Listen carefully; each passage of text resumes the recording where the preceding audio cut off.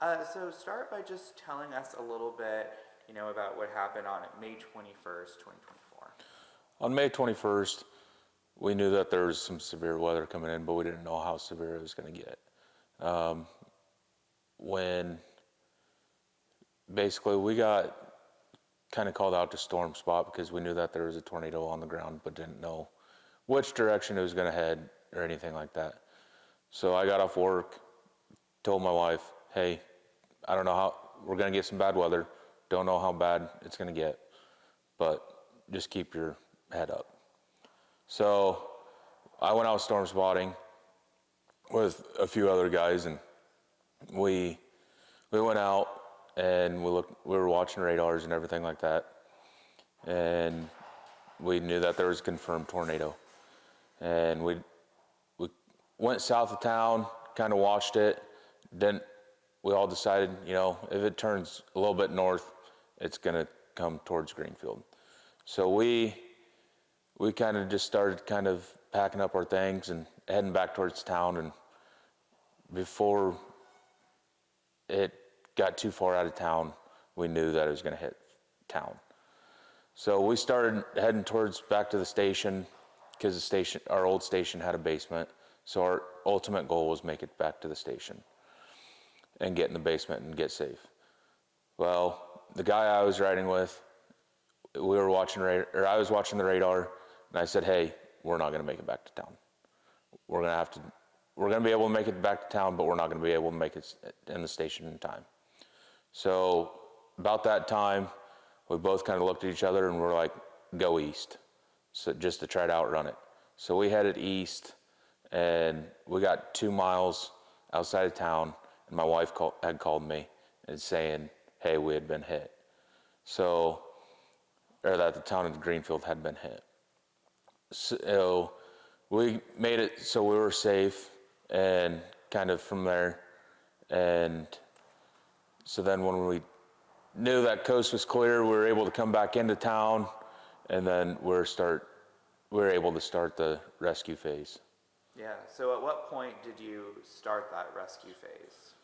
It was probably maybe a couple minutes after the tornado had blown through town. We had probably made it 5 miles outside of town, and then we decided, let's turn around, let's start making our way back to town and see how bad it actually is. So I know you guys are obviously a volunteer fire department, so I guess when you realized the extent of the damage, did you guys just start kind of calling anyone who had worked for the department to come on in? So the last chief, he did very well with this whole situation. He kind of asked for some neighboring towns, and not only that, I mean, just people, other fire departments, rescue units, everything like that just kind of started popping out of the woodwork and just showing up.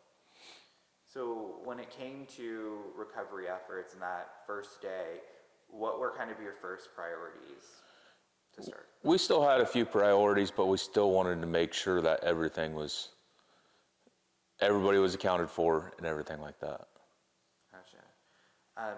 Did you guys just kind of go around the homes looking for people to see if... Yeah, so basically when other towns and stuff started arriving, that's when we started going door to door on May 21st itself.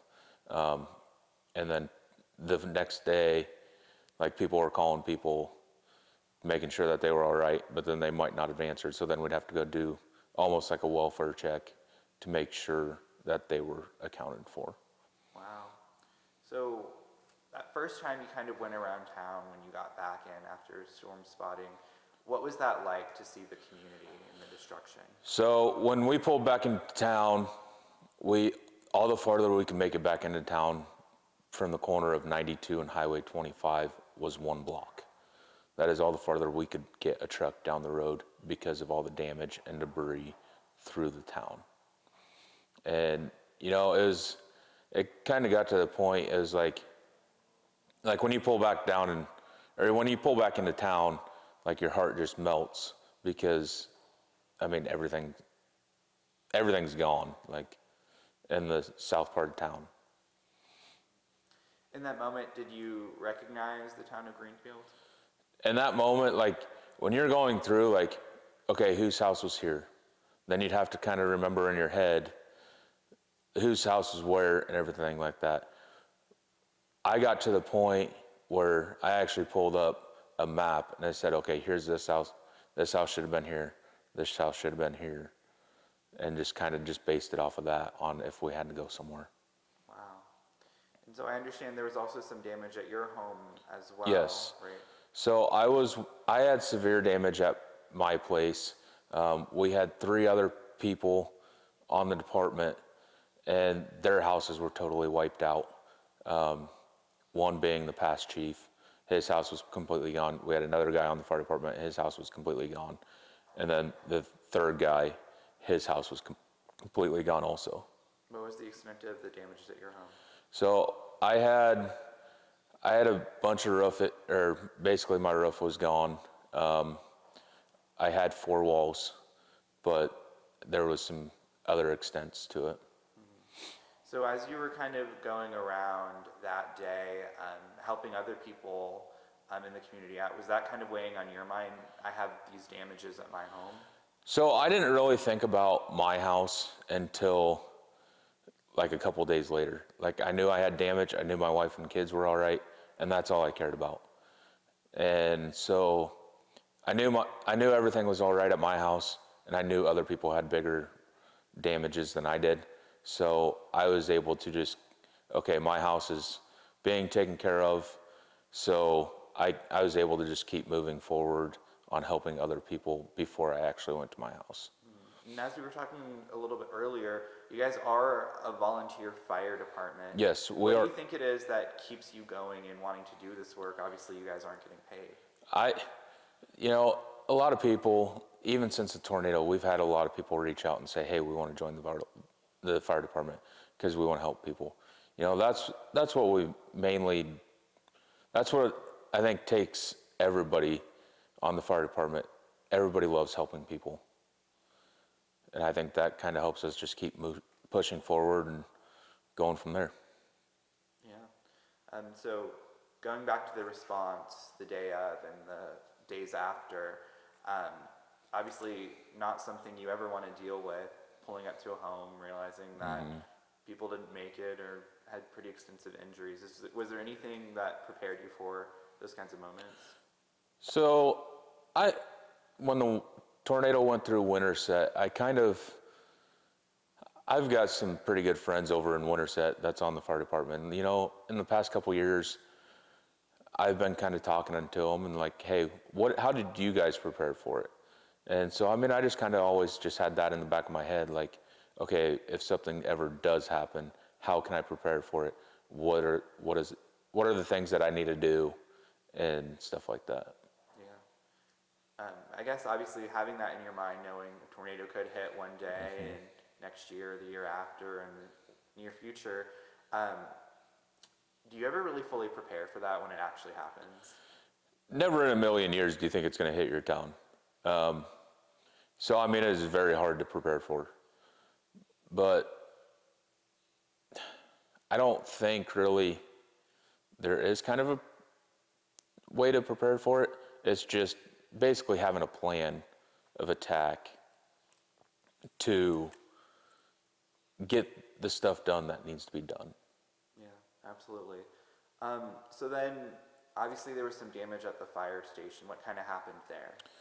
So at the time of the tornado, there was 6 members of the fire department at the fire station in the basement. It had major damage to it. It was structurally unsound, so therefore it had to be torn down, and now we're in the process of building a new one. Yeah, absolutely.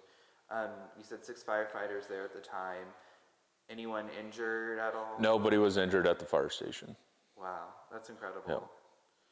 And so some of the gear and equipment was also damaged as well? Yes, so we lost 9 sets of gear, and we had damage to 2 trucks, and there was some other things that got damaged also. And have you guys replaced those items yet? So the 9 sets of gear have been replaced. there's some damage to fire trucks that haven't been fixed yet. It's all, basically the damage to fire trucks is cosmetic stuff. But I understand a lot of that gear came from other departments that helped you guys out? Yes, so there was a fire department that did donate full sets of gear, and we used their gear for the time being. So then we were able to, we were able to use their gear for the time being, and now all that gear has been replaced by brand new sets of gear. Gotcha.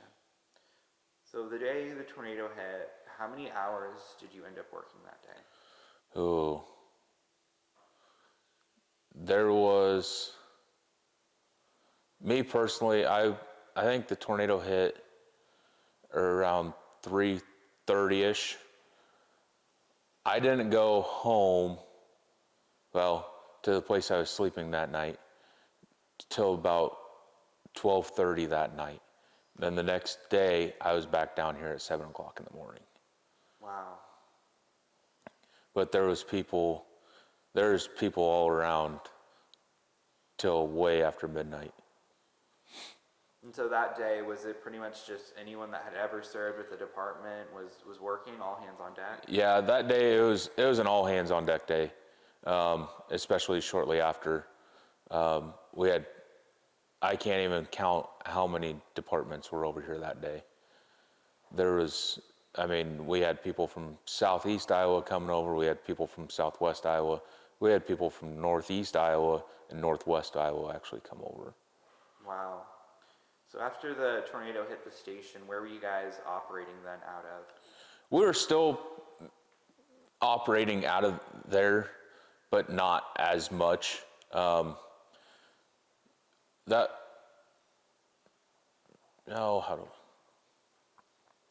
We were still out operating out of the fire station, but we were trying to figure out where we were going to park our trucks, everything like that. The few days after that, we didn't really have anywhere to park our trucks. So we just had them scattered everywhere. We had them at people's houses, we had them other places also. And so then I understand there was a facility before this one that you guys kind of ended up Yep. operating out of? So we were actually on the north side of town operating out of that, and that building was not heated. So with it not being heated, we were not allowed to keep our trucks in there full of water going into the winter months. Yeah, and then how did you guys end up here? We were actually supposed to be in another Quonset building, and that building would work, but there's part of it that wasn't heated. And then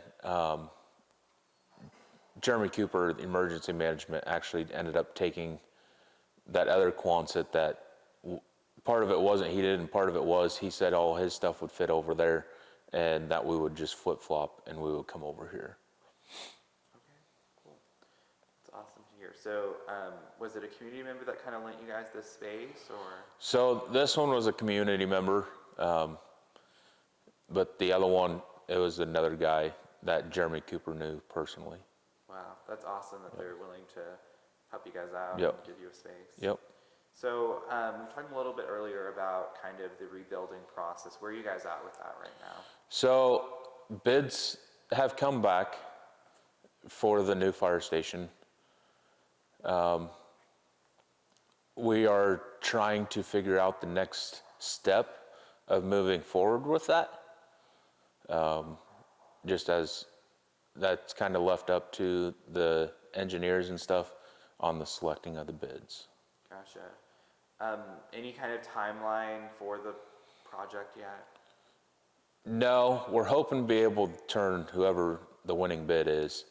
We're hoping we might be able to turn them loose June 1st. Gotcha. Any idea about when it'll open, or that's still kind of up in the air? That's still really up in the air right now. Just because there's a few different factors that have to be put into play.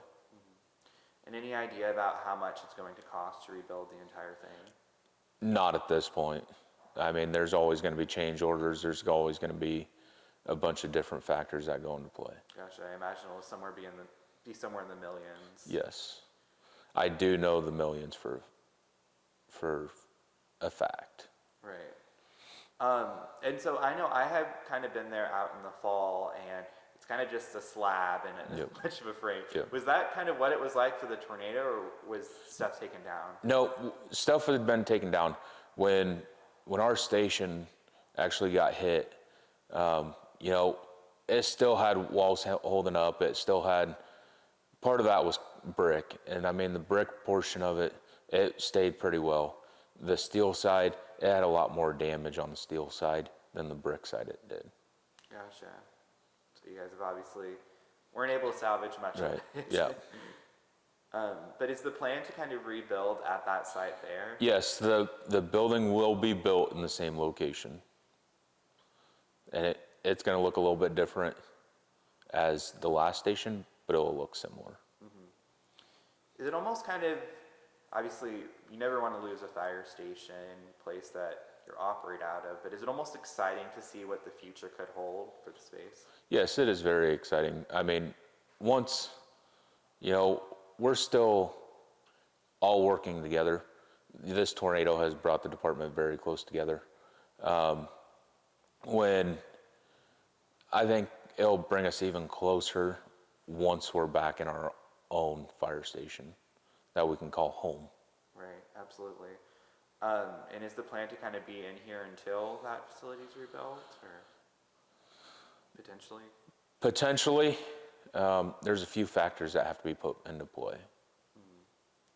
And so, have there kind of been any challenges for you guys operating out of this space, not having that fire station rather? So, building the new fire station, my biggest word I've used is efficiency. We're looking for something that would be efficient enough for us to be able to work out of as far as the new station. But as far as like this, you know, it's going to be efficient enough for what we have to work with. Right. And I know obviously your fire station is very much centrally located right there by downtown. Yeah. Being a little outside of town, has that kind of made response times a little slower? Yeah, it makes response times just maybe a few seconds slower, but at this point, that's kind of what we got to just work with.